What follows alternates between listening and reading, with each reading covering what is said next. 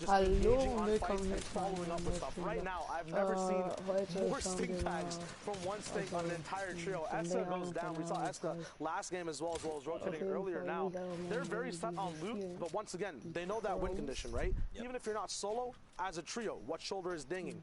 I got a knock, okay, stink follows up, right? That's how you have that whole momentum process, you have it planned out. You just gotta look for the right pings to follow through. And if they had some kind of mobility, I would imagine they probably would have gone in and cleaned up this trio, right? Because they got so many tags, like you're saying. Once that stink came out, it was giving 2 damage numbers. They were taking pretty much the entirety of that cloud. You know they're on low HP. So at least one of those guys is dropped really, really low. Unless they have something and they're burning resources like splashes, a slurp, even a med kit or bandages, like, you know they're burning through materials to try and get there. I'm glad that they were able to say, look, we're not going to follow up. We could either tarp all the way over there and we burn a bunch of materials. They hear us coming and they're ready to react. We just say, like, you know what, we got them to use their stuff. See, now you're on that shoulder wavelength now. You know exactly what's right. I got it. Yeah. See? There you go. So now you can point that out every time you see it. That is literally the explanation of what win conditions are and how to follow up things in the inventory, right? A lot of people used to hate stinks. They realized that, you know, people randomly stink me all the time. That's kind of when they first came out, right? People didn't actually know how to follow up with them. But now we still have 4 stinks in Rampage's box. He's ran through how many trios beside them, right? He's not throwing them for no really dilly reason whatsoever, right? He's using them in response with explosives and in response with a knock. They're complementary items that aren't as griefy anymore, but actually strategically used to, you know, shake up an entire trio and not just have them box up the entire time when someone else actually has an advantage to push on them with. Man, that's pretty dope. That's pretty dope. Plus, I mean, you probably, if you are this trio, you probably want to save as many stinks for late game as possible, right? Because once the storm does start to shrink, super, like, small, those stinks become more and more valuable because then you're just, like, blanketing an entire tarp, and you're saying as long as you guys are trying to get to safety, you're going to be taking 5 ticks, so you guys can hold that L. But at the same time, like, their loot isn't great, right? Like, it's probably mid-game centric, which is fine, but now we're starting to move into that late game, so they want to try and find another trio to get their loot and kind of propel them forward, because, like, you've got the green pump, sure. You've got the long range in the air, sure. 4 splashes, awesome, but, like, those aren't power weapons. Those aren't a heavy side that you can just punch a hole in anyone's one by one. That isn't nades or explodes that you could potentially use to pick up these eliminations. And look, the power duo right now by themselves, they're just chilling, and they have got the attention of Siddig, and Rampage. Yeah, not to be confused with the other power trio that we saw go down. There are multiple players from many different organizations that are playing across all the regions and in the same region as well. These guys are still alive. Looks like they have one person. They might have a full trio, actually. Yep, looks like 90's there with them as well. You actually touched on a very cool aspect I want to touch on as well. You talked about loadouts and endgame and the map, right? I'm really glad you brought that up because the later the game goes, the less space there is on the map, the more your loadout actually pumps out and matters, right?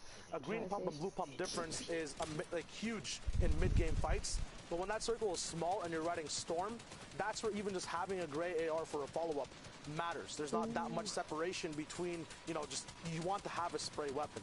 So you got an amazing breakdown, you know, kind of these win conditions get so much more diverse throughout the game as they keep going, and the zone gets smaller. So that was a really cool breakdown. Hey, I like that a lot. Thanks, man. I appreciate you. And this is the first time we're hanging out, and we get to freaking pick our brains together. I love it. Yeah, it's nice. Here we go. The different alter ego, Namfu, Mev, and Ego here, Dennis. So not the alter ego trio we're used to seeing. More of their comrades. They're on 5 eliminations. You know, they're in top 20 right now, which is huge. If they play for another 8 trios, they're going to get themselves placement points. Now their loadout's looking real good. They just picked up a minigun, which is huge. They have 3 stinks, an RPG, a blue pump, splashes as well. They've got materials almost 150, almost fully capped out. These guys are looking real good. So now this is going to go back to your shoulder dinks, right? What are you looking to play for? And right now, as the storm comes in, you're looking to get these tags, right? Anyone's like, oh, the storm's literally on my back. Time to start moving. Those are those people that these guys are looking to pick up if possible. They're also on the low ground tarp, which is going to kind of shape kind of how they're going to be forced to engage people coming up your shoulder. Yeah, these guys are 100% playing the horizontal game. As you said, low ground tarp means you cannot go lower at all. Means that you are fighting for your lair 24/7. The reason people love having mid ground so much is because they can actually move, as you can see, up, down, left, and right. They have an entire new axis they can operate on. But low ground does have its perks, as you saw. Ultimately, no matter what, you end up on the dirt when you're moving around the map, right? If you're not on your builds. So plays like that where you force people down with the trap, they can't move anywhere past you. So they have to interact with you. So owning this lair, although it is the hardest, you know, ultimate low and ultimate height most of the time, it does have some of the most rewarding things because A, you never need to place floors when you're ultimate low, right? Save materials that way. Exactly. You know exactly where your elims are coming from because they're all usually above you or behind you in storm. You're never going to be challenged from the bottom or diagonally from the bottom at all. You basically have very good camera control around your entire horizontal axis, as well as just looking up slightly to just see what's happening on the floors and if any RPGs are coming down straight up above you. So it's actually not bad to control ultimate low. The only issue being that is everyone's desperation play to go to randomly when they are at the end of the game, right? It's like, hey, I'm in trouble, gotta drop low. So there's so much to take into account of on that horizontal plane, it gets hard. Now we're looking at a 6-zone rotation. This is where the action and the meat of the game comes in. The first placement point getting dropped, top 12 now, 34 people alive. Zeke, the heals are still there. So is an RPG. What does that mean for their endgame?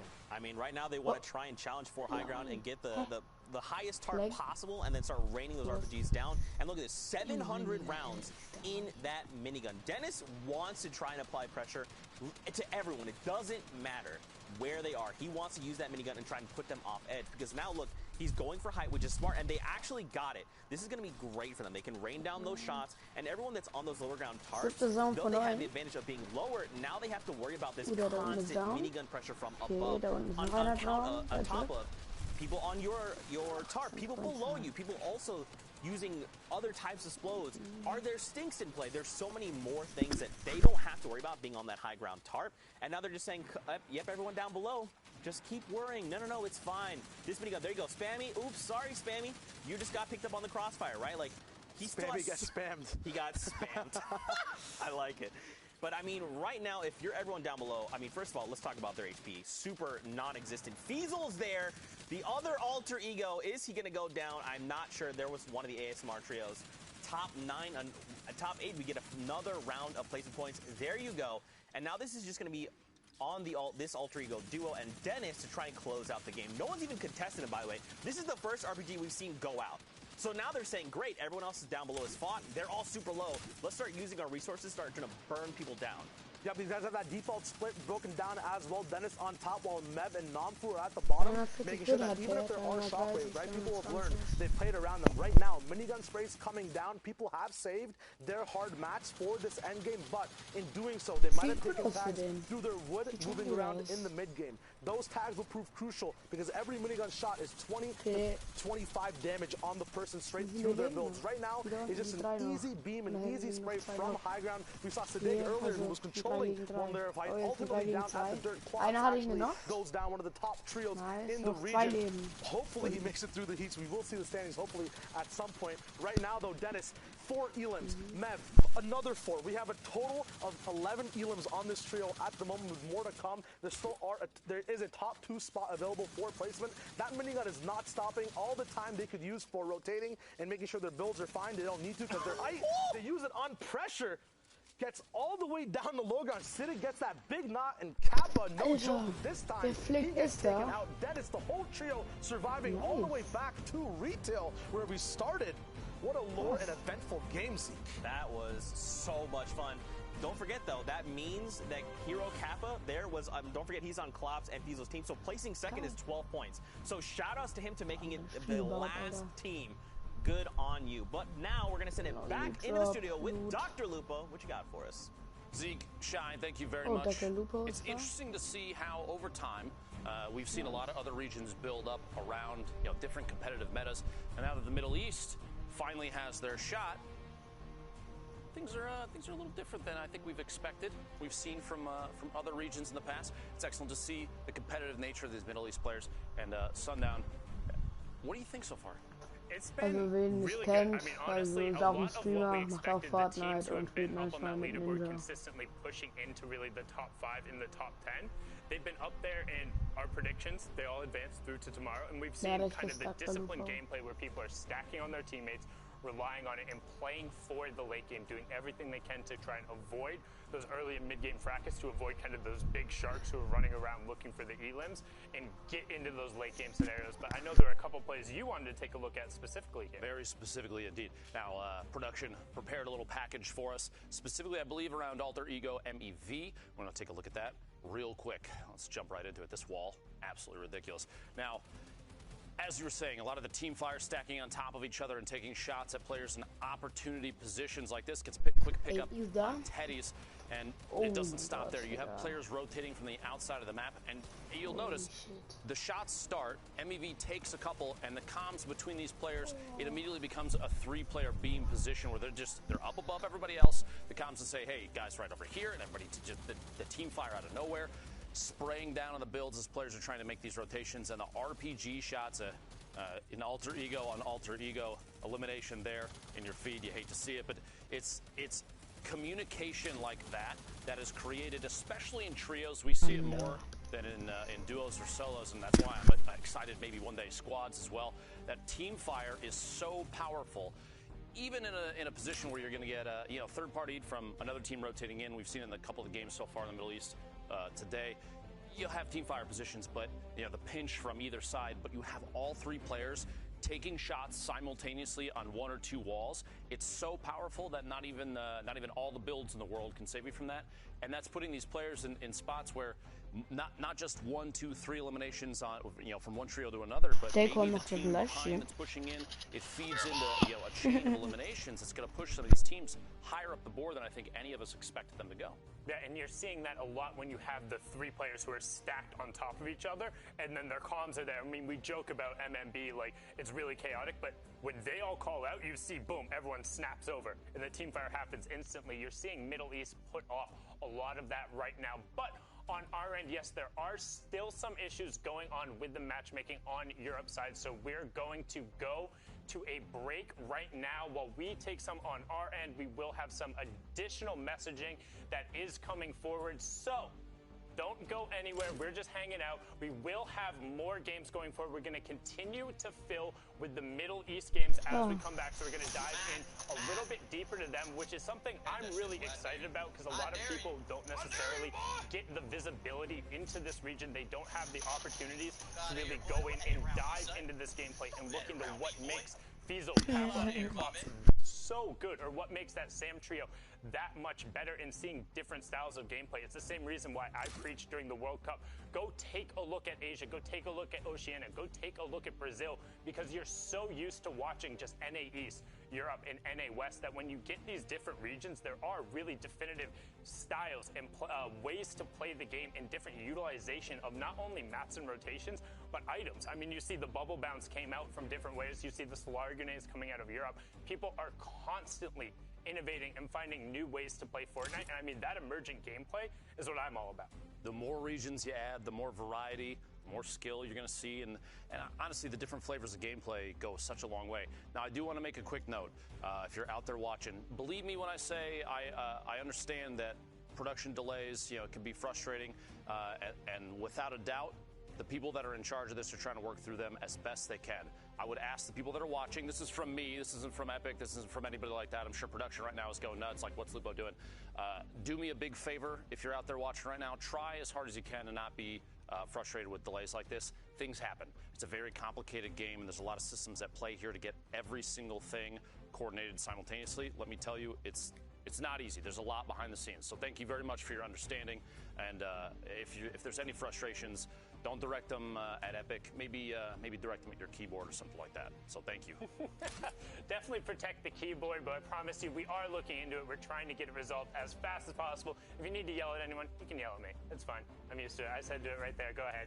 You can send it all on my way, but I promise you, we'll get it resolved, and we'll always have the ability to go through and continue to watch some of these games, because again, it's always great to be able to take a look at the other regions. And I mean, I'm excited. We're going to be able to see a lot of Brazil today, right? And I want to be able to watch that, and that's one region in particular. I don't know if people were going through and looking at how kind of the heats and stuff were set up. Brazil got bumped up. Brazil is on the exact same level as NA West. They have the full 4 heat structure, and there's been a lot of teams that qualified 8 players through each week.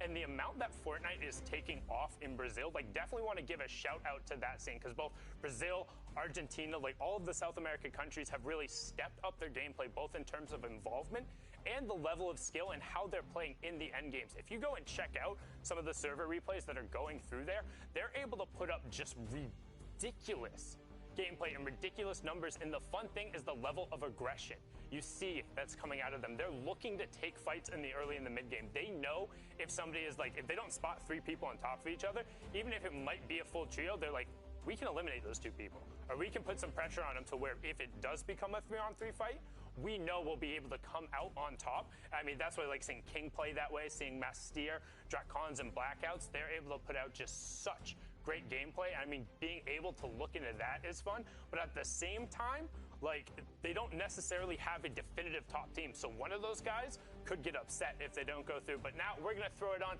to a break. So you guys, whatever you need to do, go take a break. We'll be back in a little bit, but we'll also have some games rolling. So you can stick around if you want. We'll be here.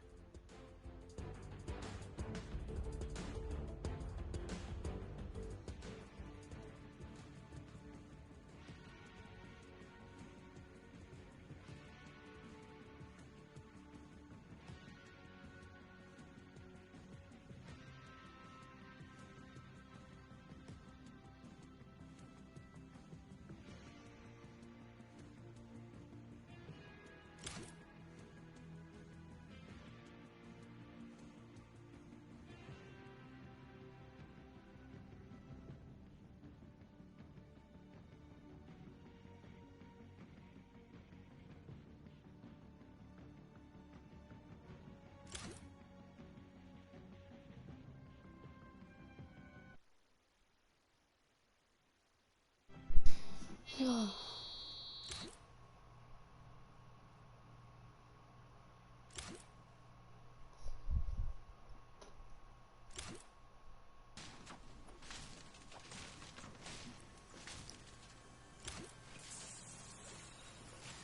Also nach 50 Minuten geht's weiter, dann machen wir mal ganz kurz eine Solo-Runde oder 2.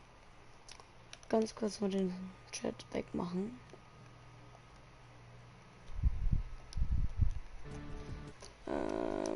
Hier.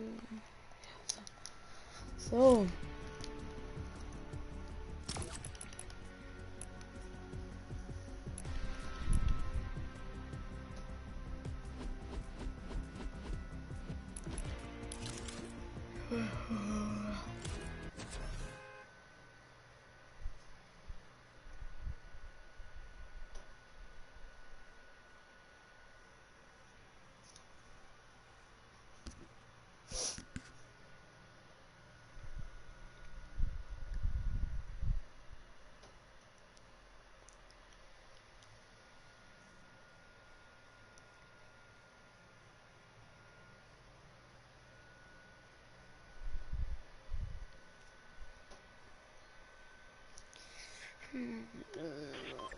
So. Das geht perfekt. Alter, ich will meine Antwort verwechseln. Ja, es buggt. Lagged. Es lagged. Was ist das? Mann. Der ist schon wieder an.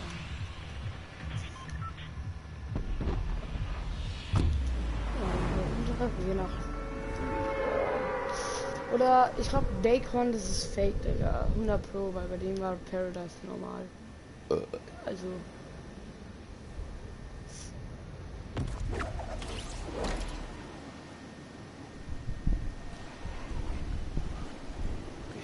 Erste Runde Fortnite, ja.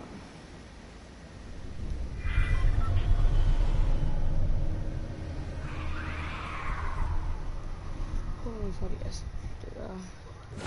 So.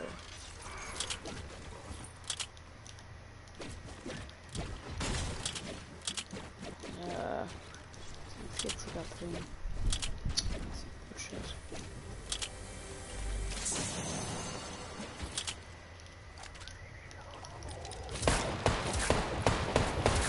Wie ist das Film? Och Junge, lass mich doch. Folgen die den? Das ist ja drüben. Oder? Oh, hör doch auf. So. Oh, da drüben ist Lani. Oh, da drüben ist er. Ein Hit. Mal gucken, ob es so liegen. So, ist da.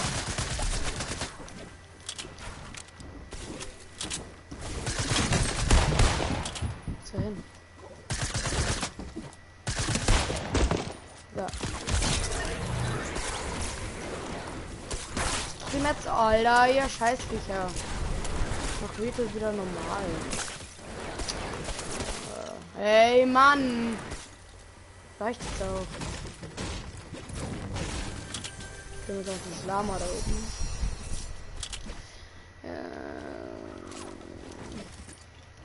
Ich bin mir einfach. Stückchen heben wir auf. Das tun wir mal weg. Hier wieder.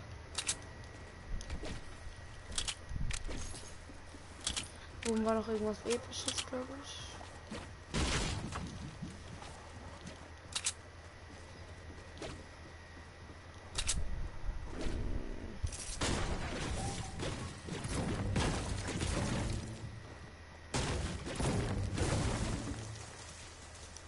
So. Also, am Ende kommt das Lami.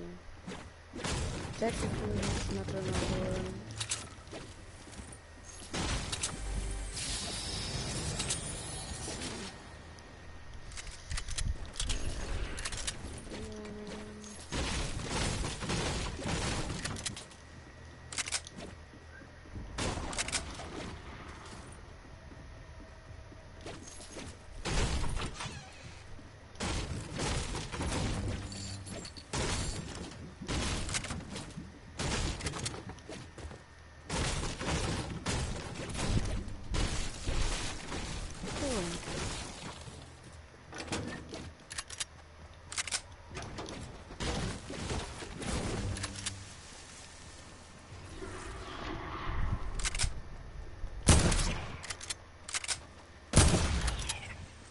Lama schon weg?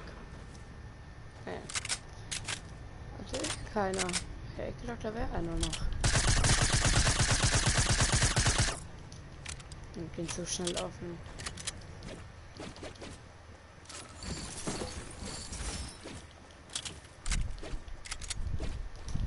Blaue Pump da drin oder also blaue Shake habe ich gesehen, oder die da hier.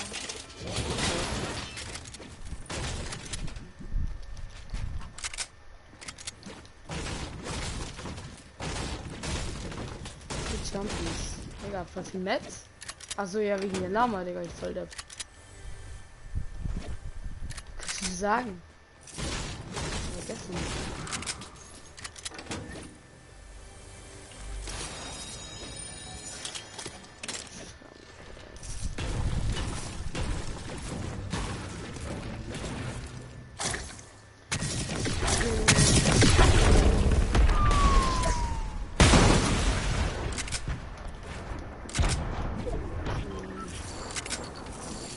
Einer auf Granatenwerfer, Digga.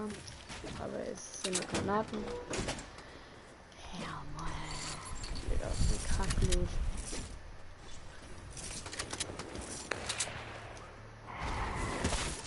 Ey, jetzt sag mal auf. Fickviecher. Du bist hier, ne? Oder?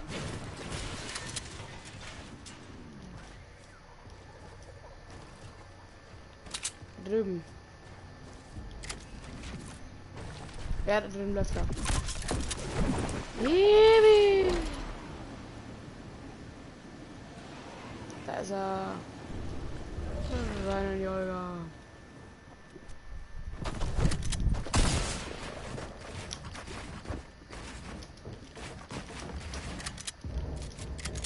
Was ist los?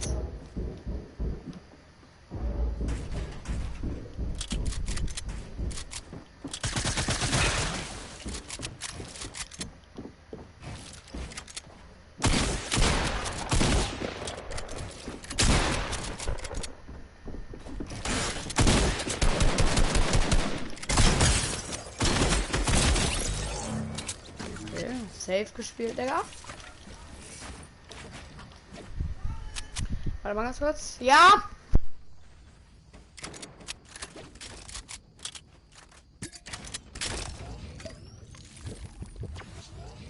Okay, ich muss jetzt mal essen. Aber...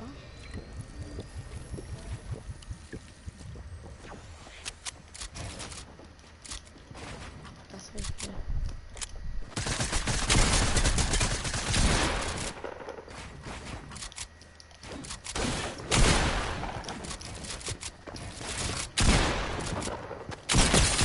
Oh fuck!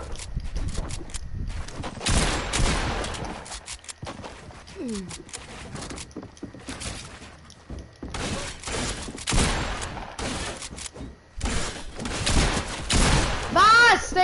Er macht immer wieder mehr Schaden. Ja, ich stress ganz kurz, Digga. Ich bin gleich wieder da.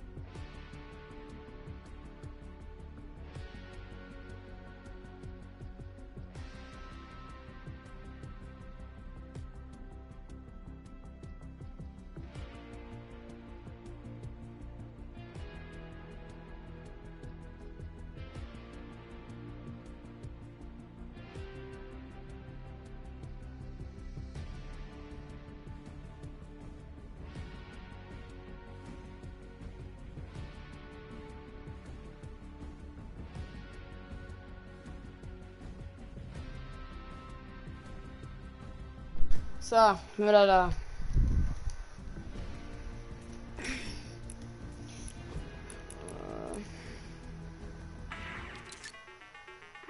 Okay, da ist eine Runde hier, davon noch zu spielen hier.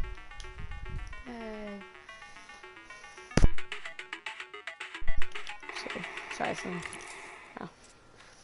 Okay, also das mal.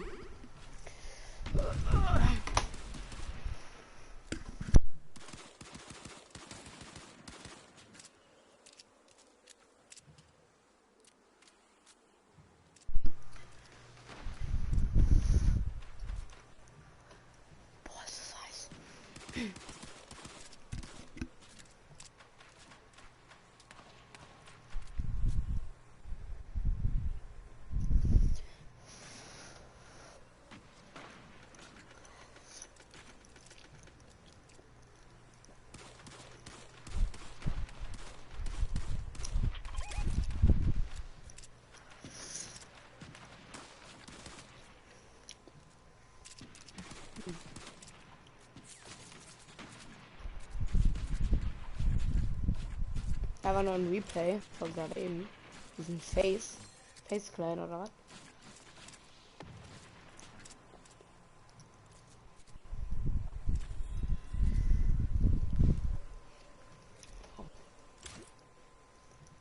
Die haben gerade mal einen Punkt.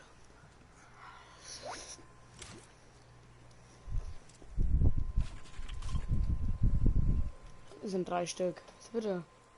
Ich soll noch Auge drauf machen.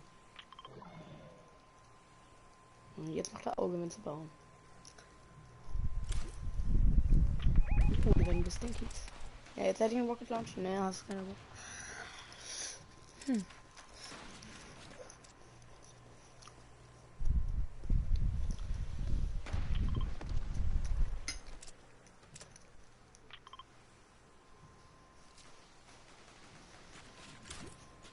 Warte mal. Jetzt kurz einen Lelly anrufen. Gucken, ob der online kommt hier.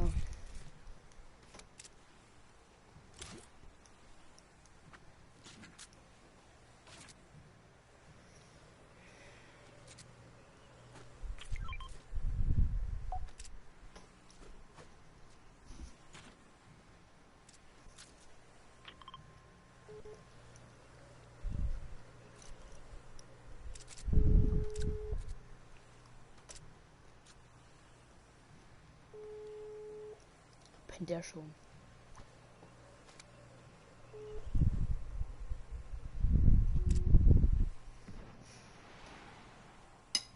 Mann, du.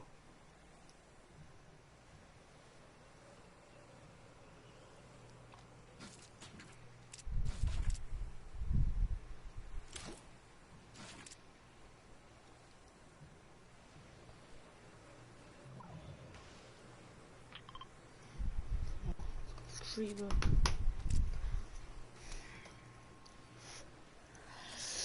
Immer noch heiß, Mann.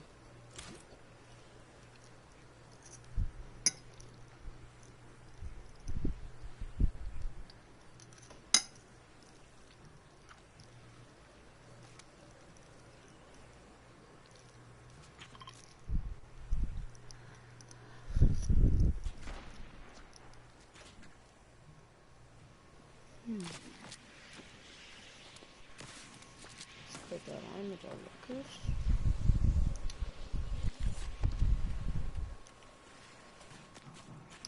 Okay.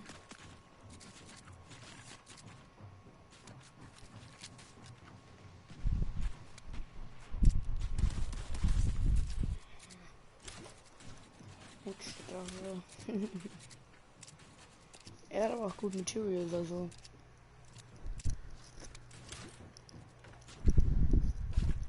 Wenn man viel baut.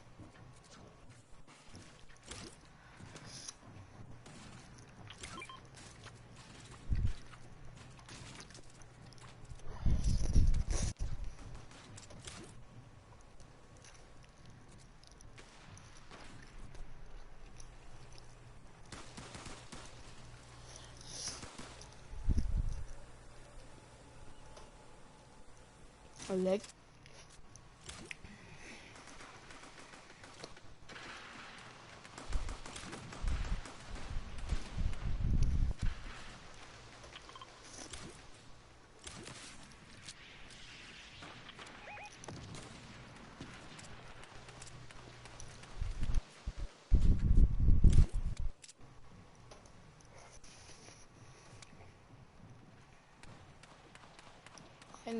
Gegner leben noch, oder? 64 Gegner. Also nicht insgesamt. Noch Gegner für den.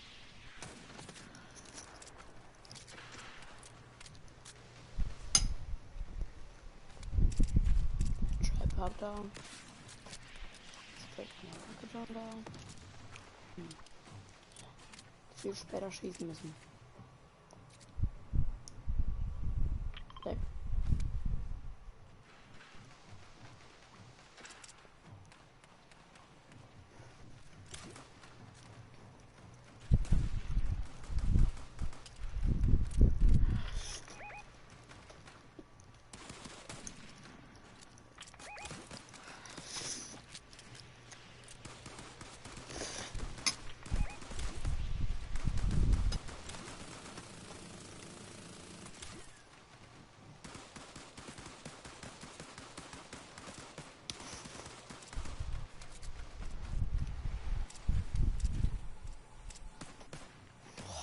Immer gefallen.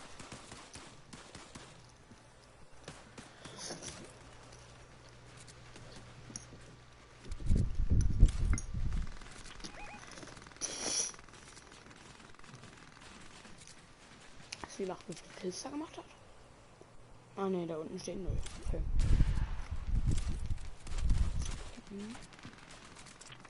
Rocket rein.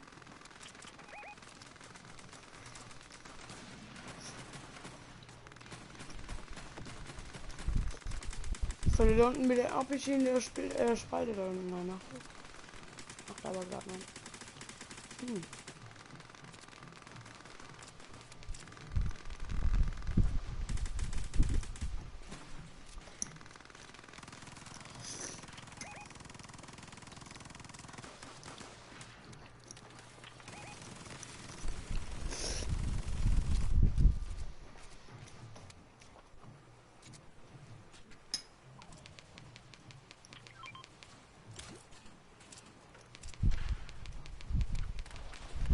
Ich bin kein Trio. Ich bin ein Trio.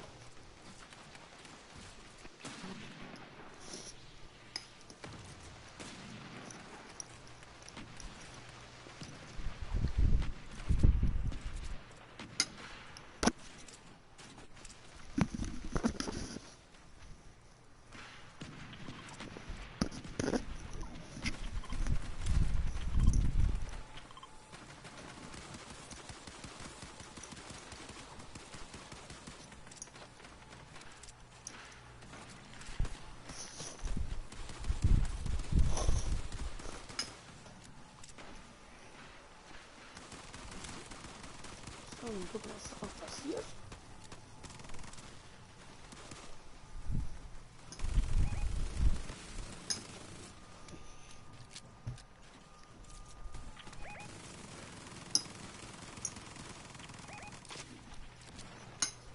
Das wäre geil, wenn der Monk mitspielt, ja, weil das ist ja auch ein Safe.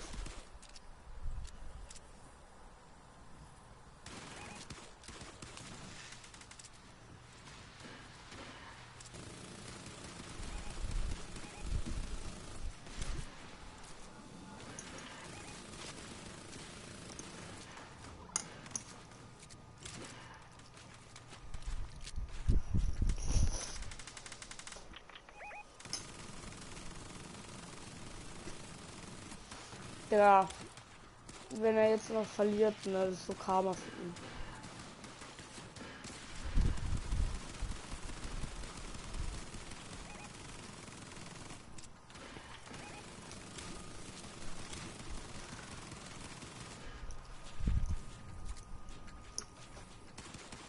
Aua, ja.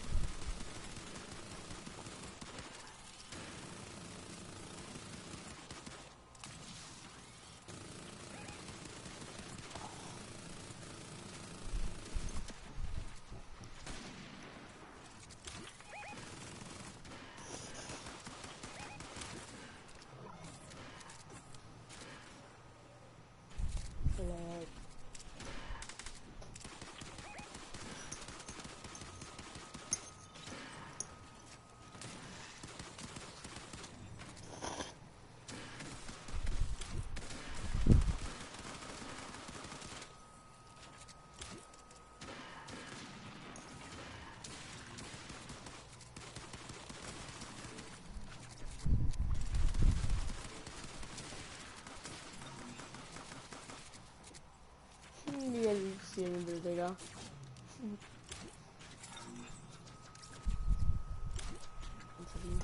Mhm.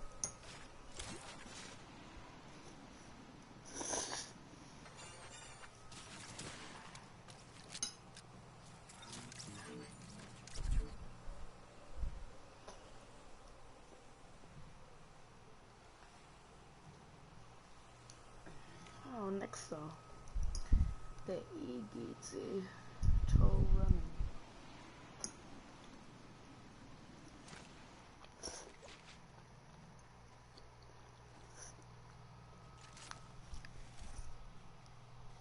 Spiel auf PC. Ja, spiel auf PC. Ne.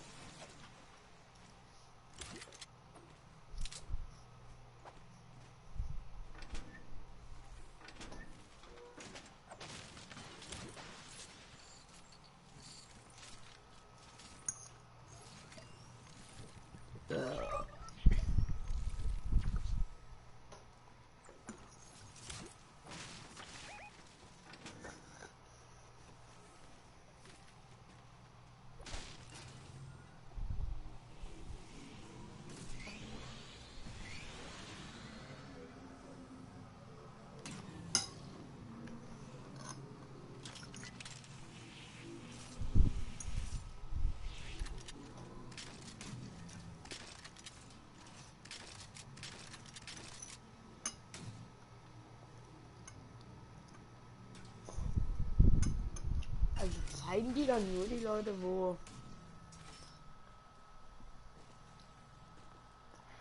Was ist denn das da unten? In diesem Netzfarm 16. Wenn er Bau. Hat er jetzt ein Netz? Nee, ne? Nee. Das ist weird.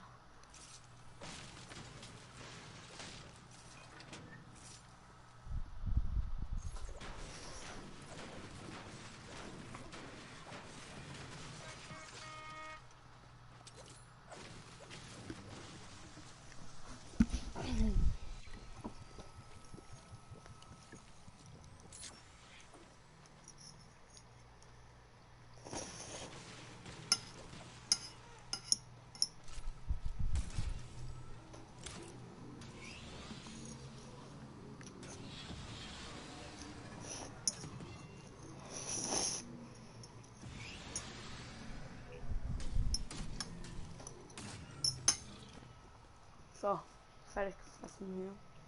Oh, nee, warte mal.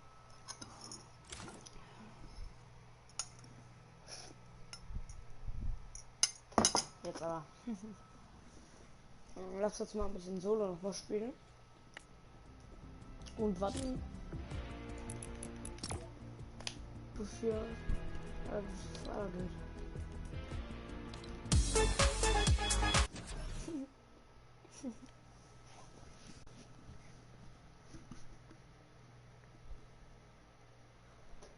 Ah, Digga. Stomach is full.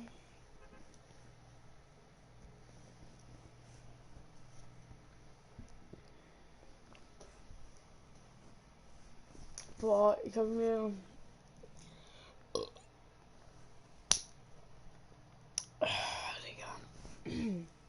ich habe mir schon ein Lachsbrot gemacht, also da haben wir was mitgenommen. So gefreut die ganzen Tag die scheiß Brot zu essen, Digga. Haben so einen Spaß, Alter, und Linsen zu drücken. Hab ich keinen Bock mehr. Und hast du eine Lunchbox genommen und hab ich ihn geschmissen.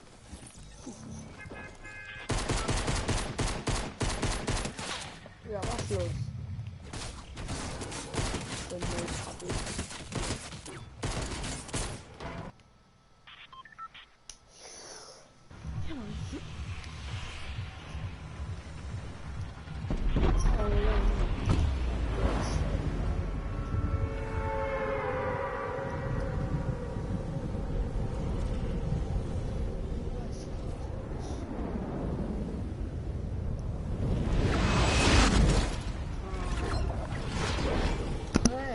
Noch 2 Stunden, dann gehen wir dahin, oder?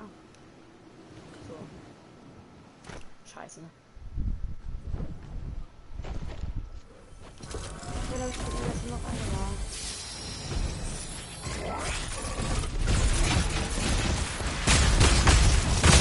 Oh, du Hurensohn, Digga. Ja, moin, du scheiß Roboter, Hurensohn.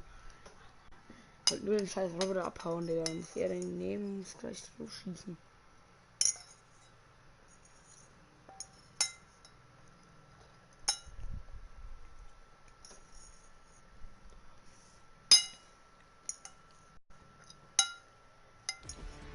Oh, next round.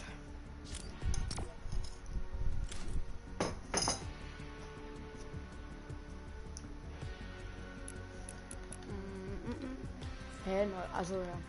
Ein neuer Backpack da. Der Backpack, loco, Backpack. Ja, so. Oh, Digga, das sieht so hässlich aus.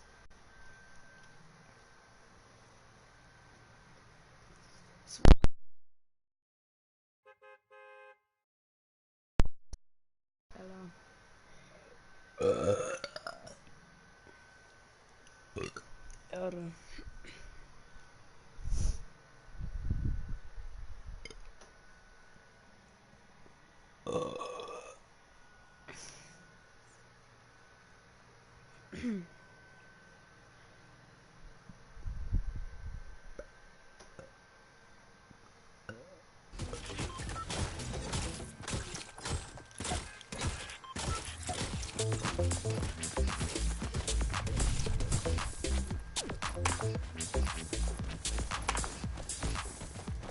Gucken sie mich alle an.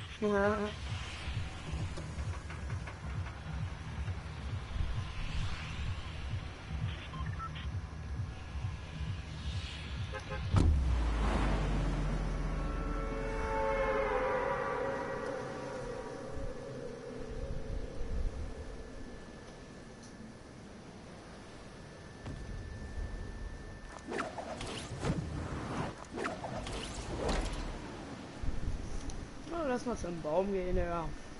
Und dann lass mal jumpen. Aber erst noch. Ach du Hurensohn. Ey!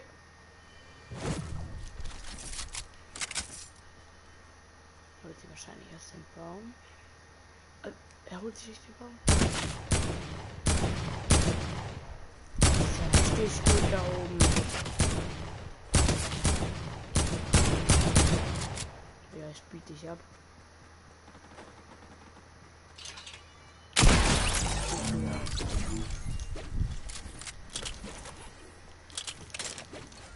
Okay, noch besser. Ernst, Alter. Keiner so überhaupt nichts.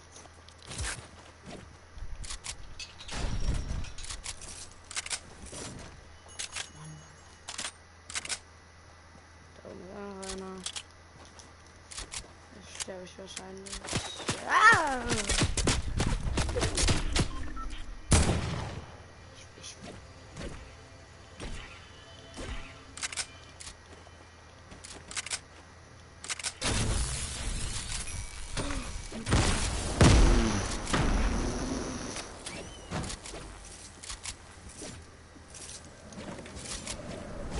Da, Digga, will nicht passieren, Mann. Wer kann denn mit geworfen?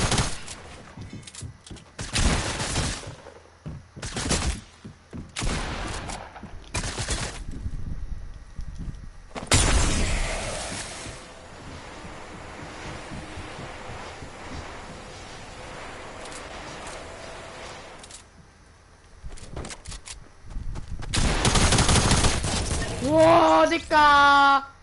Gerade hier! Digga, und jetzt kommt die Truhe, Alter, von oben.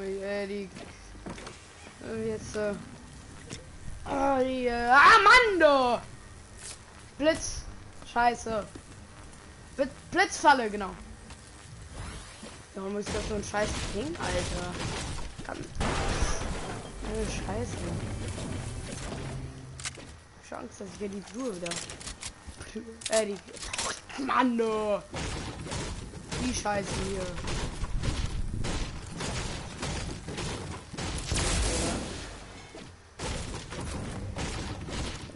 Biggie, mal gucken, ob wir hier was. Nehmen wir. Ich habe immer noch nicht von den Automat genommen. Ja.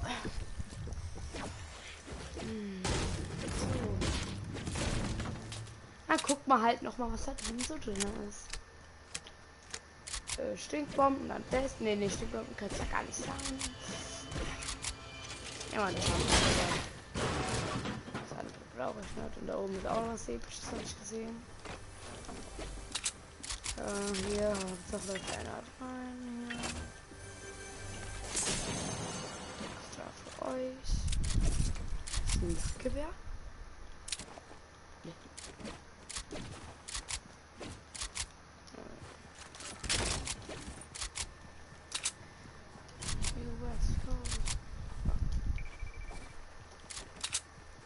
Macht er einen auf Auge. Der ist eine blaue Pump.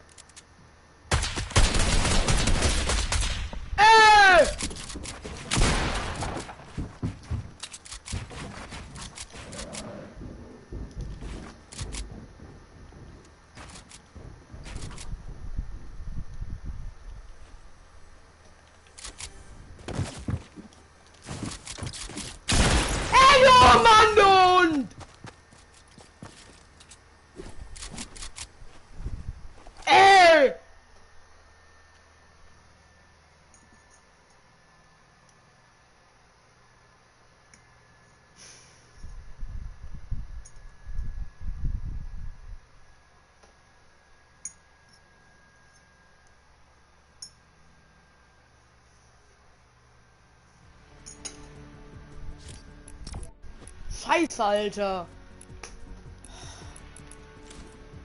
Keine Ahnung, aber abends bin ich richtig fucking gut, ne?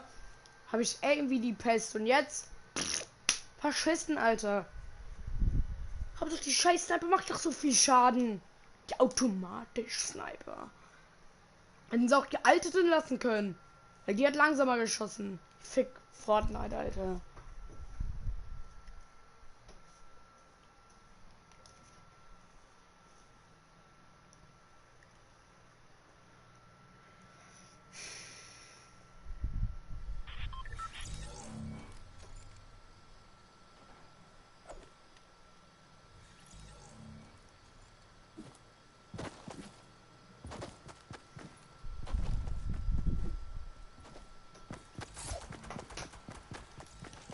Ach, dann noch mal hier auf und dann warte ich, bis die Scheiße endlich ist mit dem Trading da.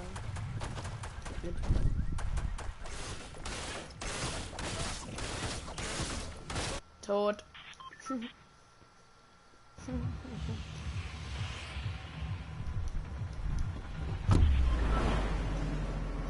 Kann man eigentlich ACDC noch nehmen?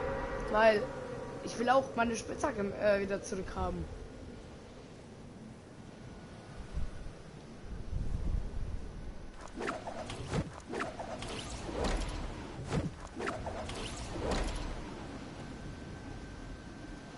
Wie viel du essen jetzt in Deutschland? Wir haben jetzt 3:31 Uhr, ist gerade mal 10:30. Wir waren im Bett und schlafen. Na super. Deutschen, die lahm. Oh Mann, du Hund! Ey, wie hittet er mich?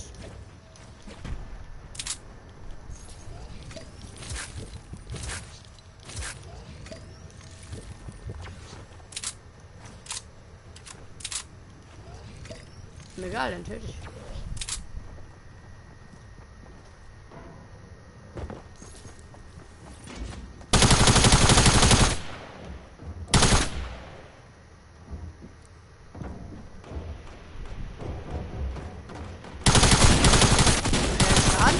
Ja moin, One-Shot! Komm, du Lappen! Der Beste! Rale Marico! Himmelberg! Weg mit dir. Scheiß Lappen.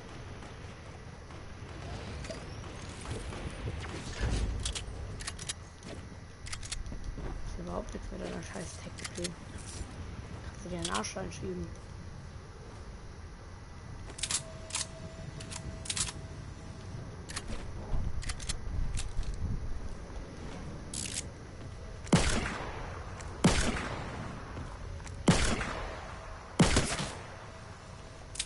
Pushen, pushen. Rein, die Olga. Ist er da rein? Na komm, dich hol ich noch. Okay.